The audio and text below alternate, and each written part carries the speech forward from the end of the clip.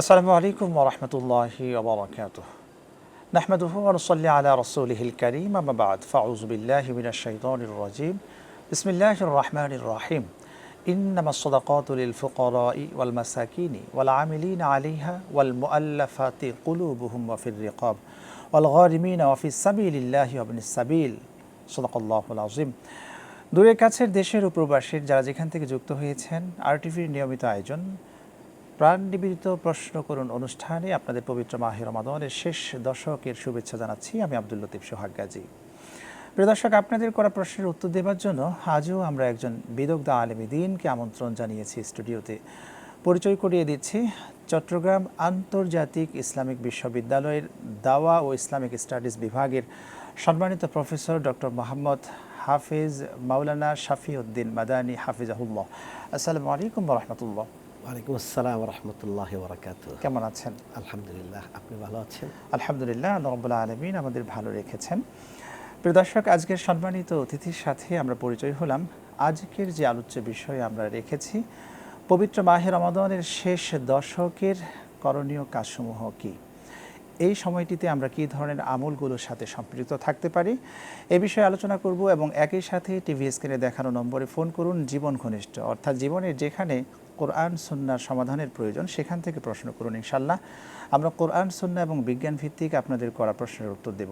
এবং একই সাথে আরটিভি ফেসবুক পেজ এবং RTV Islamic show Facebook page থেকেও সরাসরি সম্প্রচার করা হচ্ছে, সেখানেও আপনাদের চমৎকার প্রশ্নটি লিখুন, আমরা সেখান থেকে প্রশ্ন সংগ্রহ করে উত্তর দেবার সর্বোচ্চ চেষ্টা করব ইনশাআল্লাহ। জি আলহামদুলিল্লাহ, রব্বে কারিমের কাছে শুকরিয়া আদায় করছি যিনি আমাদেরকে পবিত্র মাহে রমাদানের শেষ দশকে উপনীত করেছেন। আজকে 24শে রমাদান। আজকের যে রাতটি সেটি সম্ভবত একটি বেজোর রাত আমরা পাবো, কদরের রজনী। আপনার থেকে প্রথমেই জানতে চাইব যে নবী করিম সাল্লাল্লাহু আলাইহি ওয়াসাল্লাম রমাদানের শেষ দশকে কী ধরনের কাজগুলো করতেন, অর্থাৎ কী ধরনের আমলগুলোর সাথে নিজেকে তিনি লিপ্ত রাখতেন?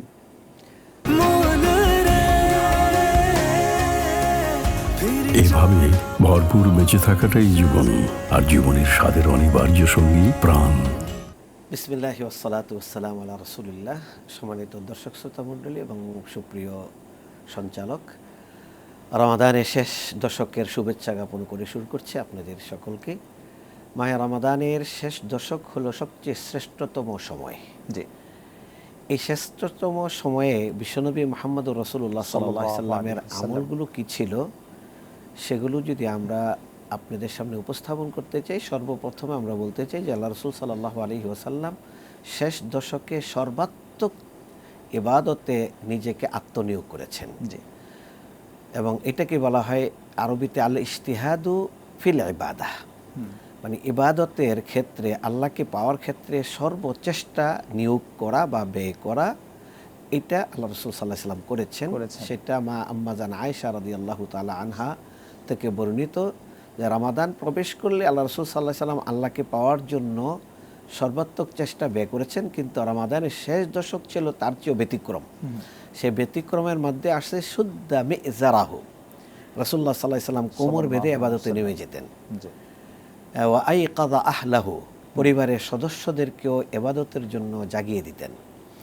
এবং ও আহিয়া লাইলাহু, সারা রাত ইবাদতে কাটিয়ে দিতেন। তাহলে এখান থেকে আমরা ইবাদতের আল্লাহ রাসূল সাল্লাল্লাহু আলাইহি ওয়াসাল্লামের ধরনটাকে আমরা তিনটা পয়েন্ট আমরা পাই। একটা হলো নিজে সর্বাত্মকভাবে চেষ্টা চালিয়েছেন, দ্বিতীয় পরিবারের সদস্যদেরকেও সক্রিয়ভাবে এই কাজ করার জন্য তিনি সক্রিয়ভাবে তাদেরকে অংশগ্রহণ করিয়েছেন। 3 নম্বর হলো তিনি সারা রাত দাঁড়িয়ে কিয়াম করেছেন, আহিয়া লাইলাহু। তাহলে 3টা জিনিস আমরা পাই গুরুত্বের দিক থেকে। 2 নম্বরে আমরা দেখতে পাই যে আল্লাহ রাসূল সাল্লাল্লাহু আলাইহি ওয়াসাল্লাম নিজে বলেছেন যে তাহাররু লাইলাতাল কদরি ফিল বিত্রিল মিন আওয়াখিরি মিন শাহরি রমাদান। প্রথমে বলেছেন যে রমাদানের শেষ দশকে কদর খুঁজে বেড়াও, তোমরা বের করো, অন্বেষণ করো। এরপরে আল্লাহ রাসূল সাল্লাল্লাহু আলাইহি ওয়াসাল্লাম আরো একটু স্পেসিফিক করে দিয়ে বলেছেন যে রমাদানের শেষ দশকের বেজর রজনীগুলোতে তোমরা কদরের রজনীকে খুঁজে বের করো, অন্বেষণ করবে যদি সম্ভব না হয়। হ্যাঁ, তাই সেক্ষেত্রে আমরা বুঝতে পারি যে কদরের রজনী যে প্রতি বছর যে একই রজনীতে হবে এমনটা নয়। আল্লাহ রাসূল সাল্লাল্লাহু আলাইহি ওয়াসাল্লাম এখানে কোনো নিশ্চয়তা দিয়ে বলেননি যে এই রাত্রিটাই কদরের রজনী, কিন্তু আমাদেরকে সক্রিয়ভাবে এই রাতকে অন্বেষণ করার জন্য, খুঁজে বের করার জন্য পরামর্শ। ইবাদতের মাধ্যমে জি, আল্লাহ রাব্বুল আলামিনের কাছে দোয়া, ইস্তেগফার, তওবা এবং এই ইবাদতগুলোর মাধ্যমে খুঁজে বের করার জন্য গাইডলাইন দিয়েছেন গাইডলাইন আমাদেরকে। দিয়েছেন। এরপরে আমরা যেটা পাই সেটা হলো তাহাজ্জুদ এবং কিয়ামুল লাইল। কিয়ামুল লাইল। তাহাজ্জুদ এবং কিয়ামুল লাইল। কিয়ামুল লাইল বলা হয় যে এই সালাতকে সুদীর্ঘ টাইম দাঁড়িয়ে বান্দা আল্লাহ রাব্বুল আলামিনের জন্য এটা আদায় করে থাকে। সেখানে কোরআন তেলাওয়াত হবে লম্বা সময় ধরে।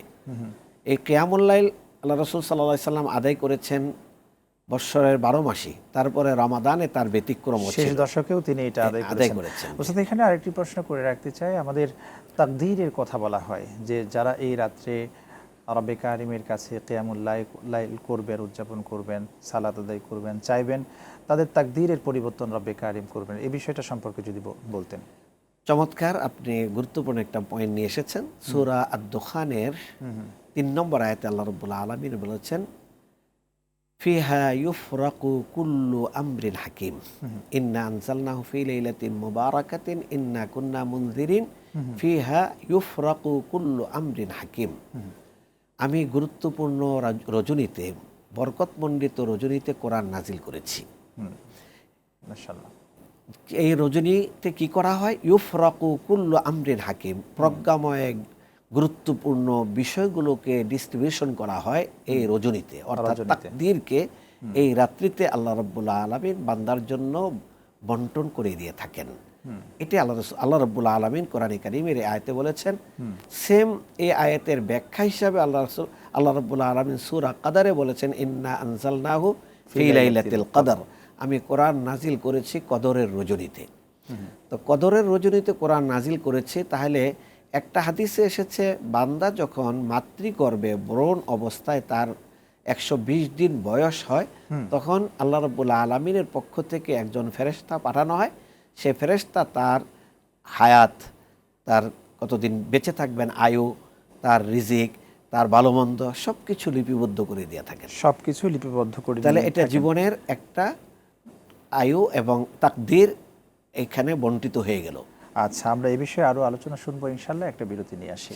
প্রিয় দর্শক, আপনারা দেখছেন RTVর নিয়মিত আয়োজন প্রাণ নিবেদিত প্রশ্ন করুন অনুষ্ঠানের পর্যায়ে নিচ্ছি ছোট্ট একটি বিরতি। ফিরছি একটু পরে ইনশাল্লাহ।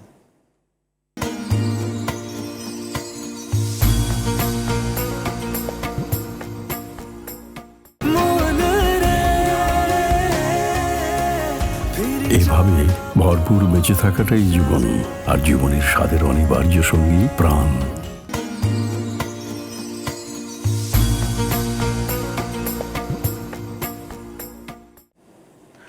প্রিয় দর্শক, বিরতির পর ফিরে এলাম আপনাদের প্রিয় অনুষ্ঠানে। আপনারা দেখছেন RTVর নিয়মিত আয়োজন প্রাণ নিবেদিত প্রশ্ন করুন অনুষ্ঠান। যখন ফিরছি, একজন দর্শক আমাদের সাথে যুক্ত হয়েছেন। আসসালামু আলাইকুম প্রিয় দর্শক, কে আছেন আমাদের সাথে? নাম বলে প্রশ্ন করুন। আমি আব্দুল কাদের, চাঁপাইনবাবগঞ্জ থেকে। জি প্রিয় ভাই, প্রশ্ন করুন। মহিলারা নিজেদের মধ্য থেকে একজন ইমাম নির্বাচন করে নামাজ পড়তে পারবেন কিনা? ওকে, অর্থাৎ ইমাম হবে একজন মহিলা, সেই মহিলার পেছনে মুসল্লি থাকবেন আবার মহিলারাই। বিষয়টি হচ্ছে এইরকমটা। এই প্রশ্নের উত্তর নিয়ে আমরা আমাদের আলোচনায় ফিরব। জি, যে প্রথমত মহিলারা মহিলাদের অঙ্গনে ইমামতি করে জামাতবদ্ধভাবে সালাত আদায় করবে, এটা পারমিটেড। ইসলাম এটাকে অনুমোদন দিয়েছে এবং এটাকে কেউ উত্তম মুস্তাহাবও বলেছেন।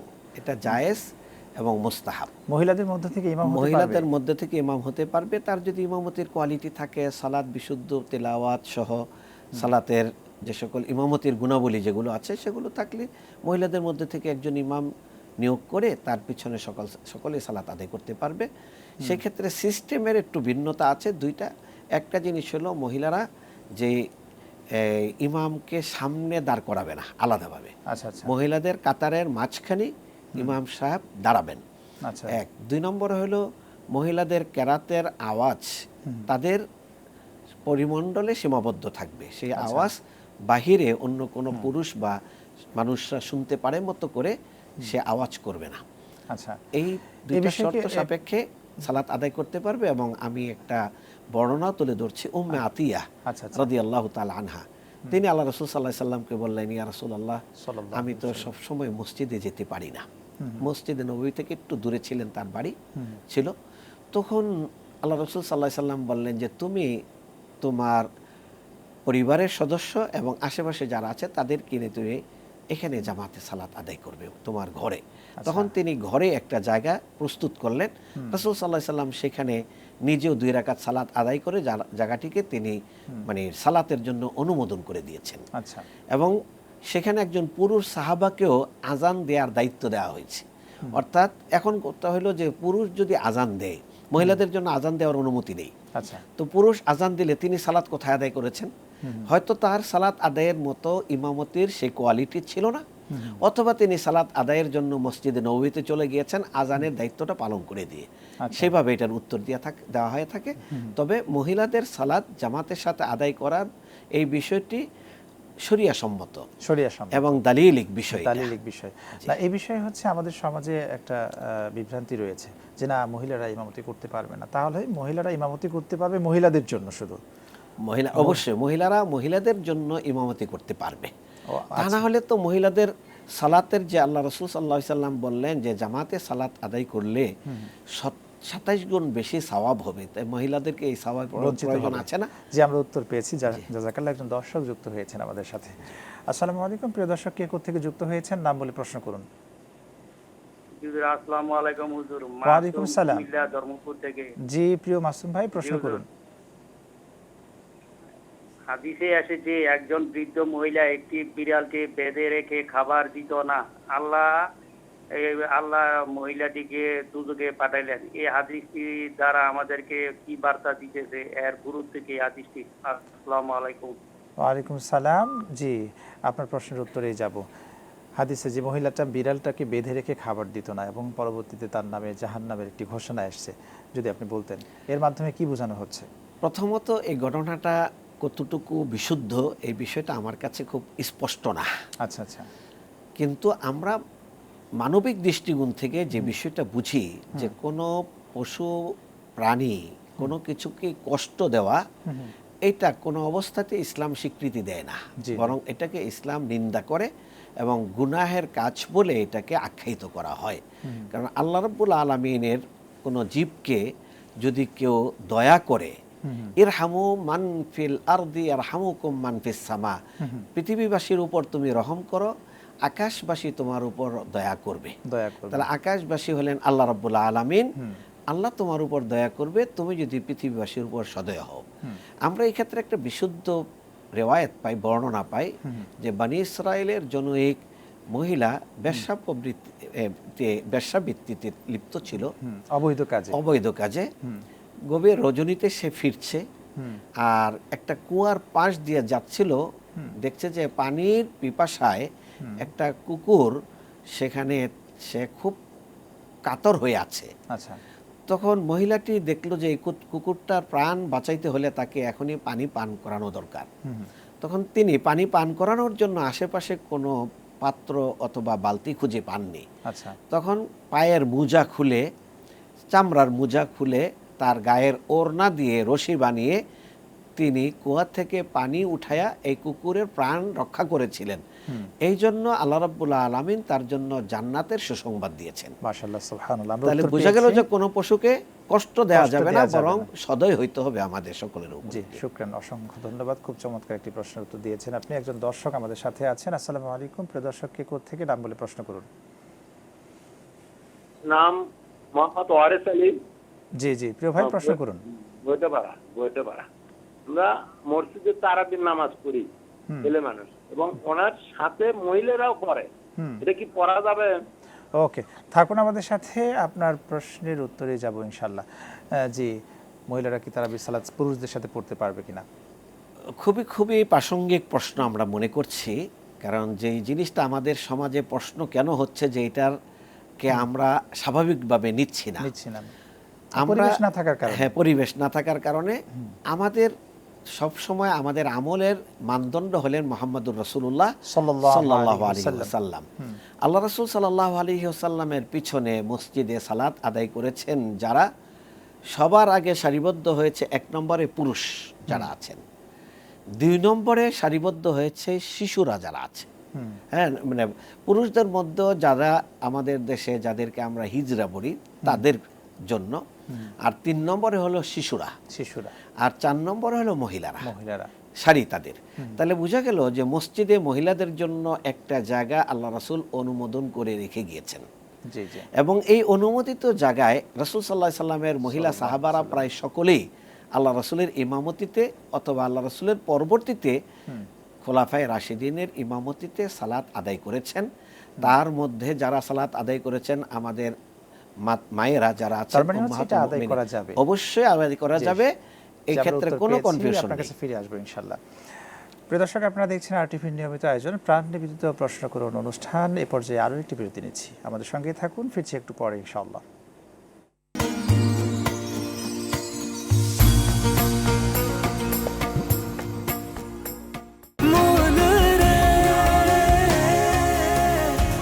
এভাবে ভরপুর বেঁচে থাকাটাই জীবন, আর জীবনের স্বাদের অনিবার্য সঙ্গী প্রাণ।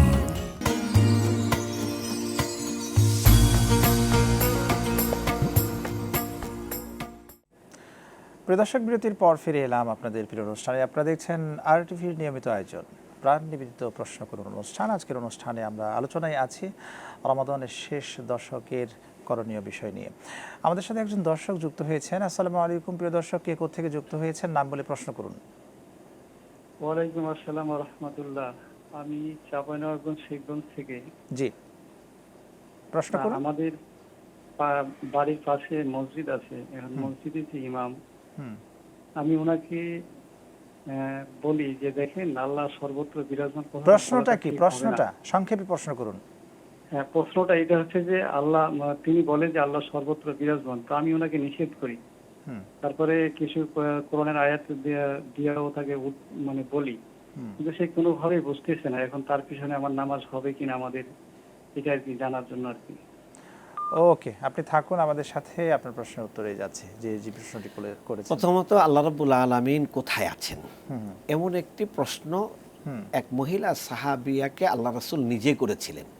অর্থাৎ তাকে যখন দাসত্ব থেকে মুক্ত করে দেবেন তখন তার মধ্যে ঈমান আছে কিনা এই জিনিসটা পরীক্ষা করার জন্য আল্লাহ রাসূল সাল্লাল্লাহু আলাইহি ওয়াসাল্লাম ওই মহিলাকে প্রশ্ন করেছিলেন, আইন আল্লাহ। তখন ওই মহিলা উত্তরে বলেছেন, ফিস সামা, আল্লাহ আকাশে আছেন। তখন আল্লাহ রাসূল সাল্লাল্লাহু আলাইহি ওয়াসাল্লাম তার মালিককে বলেছেন, আতিকহা ফাইন্নাহা মুমিনা, তুমি তাকে আজাদ করে দাও, স্বাধীন করে দাও, কারণ সে একজন মুমিনা মহিলা। আচ্ছা, তাহলে বোঝা গেল যে উত্তরে আল্লাহ কোথায় আছেন এই একেবারে এই প্রশ্নের উত্তর আল্লাহ রাসূল সাল্লাল্লাহু আলাইহি ওয়াসাল্লাম অনুমোদন করেছেন যে আল্লাহ রাব্বুল আলামিন আকাশে আছেন।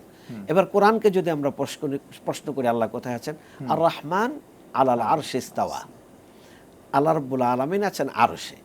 এবার যদি রাসূল সাল্লাল্লাহু আলাইহি ওয়াসাল্লাম তো ওই মহিলাকে অনুমোদন দিয়েছেন, আল্লাহ রাসূল মেরাজ করতে কোথায় গিয়েছেন? 7 আকাশের উপরে আরশে গিয়েছেন। যদি আল্লাহ যদি সর্বত্রই বিরাজমান থাকে তাহলে আল্লাহ রাব্বুল আলামিনের সাথে কথা বলার জন্য আল্লাহ রাসূল কেন উপরে গেলেন? প্রয়োজনটা কি ছিল? প্রয়োজন কি ছিল? তাহলে বোঝা গেল যে আল্লাহ রাব্বুল আলামিন উপরে আছেন।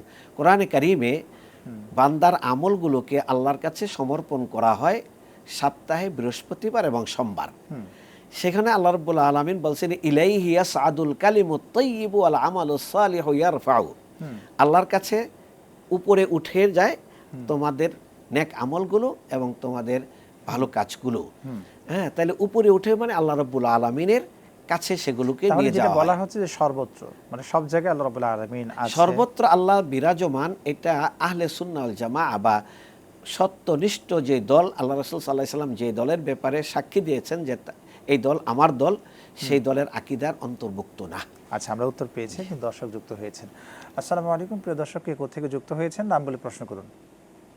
আমি মোহাম্মদ বিলাল মোল্লা, ফরিদপুর থেকে বলছিলাম।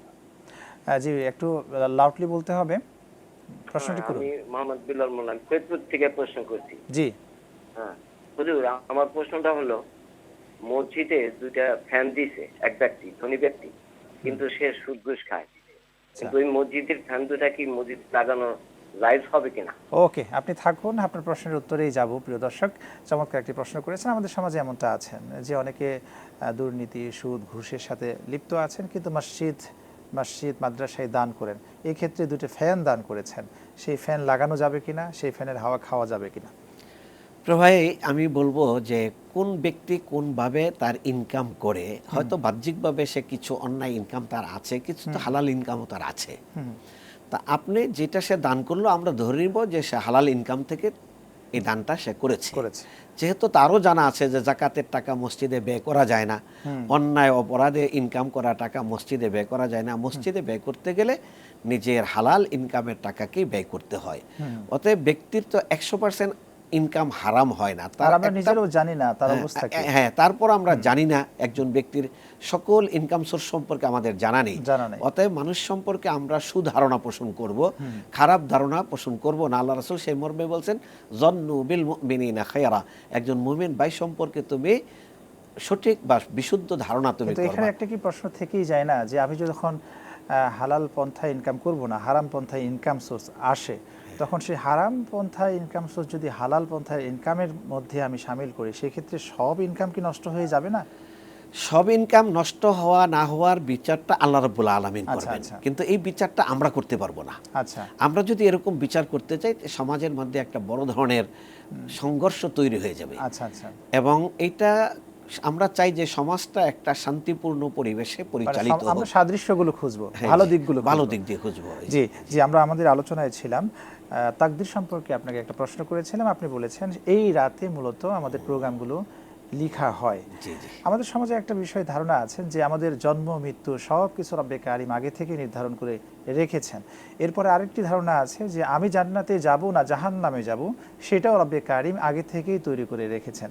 আরেকটি ধারণা আছে যে সকল কাজগুলো, আমাদের বিধিলিপি, সব বিষয়গুলো, ফলাফলগুলো আল্লাহ রাব্বুল আলামিন আগে থেকেই আমাদের লিখে রেখেছেন।